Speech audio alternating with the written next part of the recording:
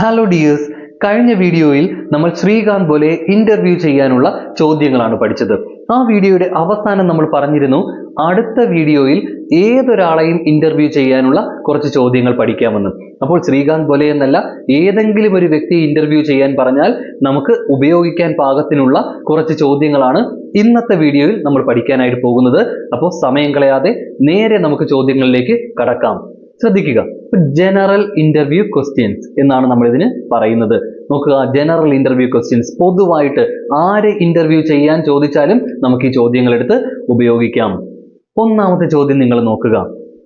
Congratulations on your achievement.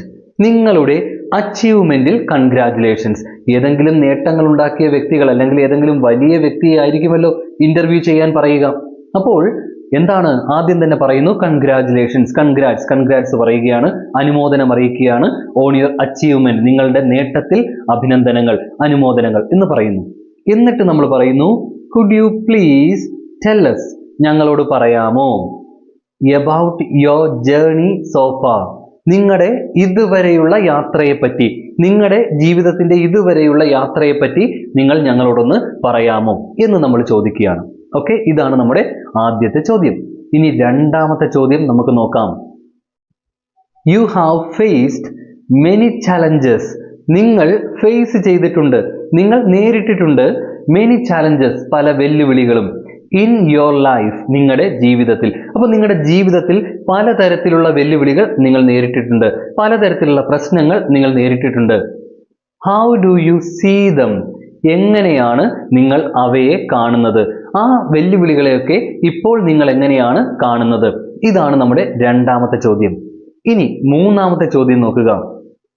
Who influenced you the most in your life.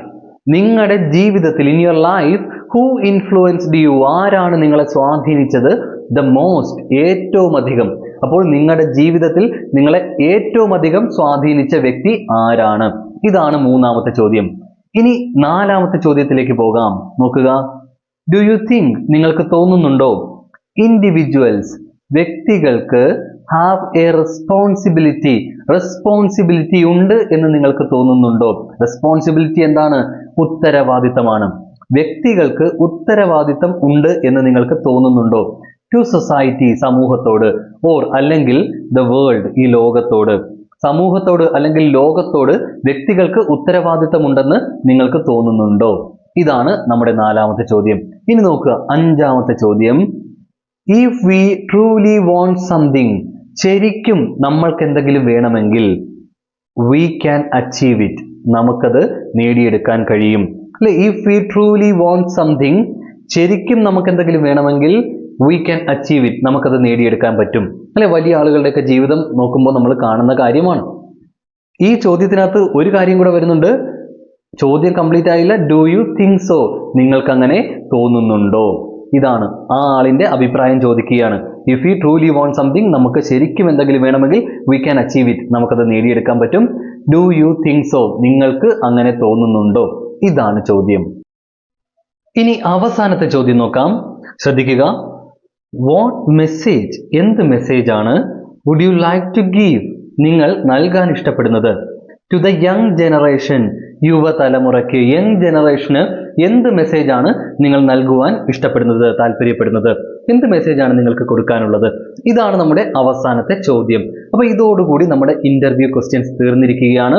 ഈ ചോദ്യങ്ങൾ ഏതൊരു വ്യക്തിയെ ഇന്റർവ്യൂ ചെയ്യാൻ പറഞ്ഞാലും നിങ്ങൾക്ക് ഉപയോഗിക്കാവുന്നതാണ്. 6 മാർക്കിനാണ് ചോദിക്കുന്നതെങ്കിൽ ഈ 6 ചോദ്യങ്ങൾ എഴുതുക, നിങ്ങൾക്ക് മുഴുവൻ മാർക്കും കിട്ടും. അതല്ല 4 മാർക്കിനാണ് ചോദിക്കുന്നതെങ്കിൽ 4 ചോദ്യങ്ങൾ എഴുതിയാൽ മതിയാകും. അപ്പോൾ നമ്മുടെ പരീക്ഷയ്ക്ക് വേണ്ട ഇന്റർവ്യൂ ക്വസ്റ്റ്യൻസ് സെറ്റ് ആയില്ലേ?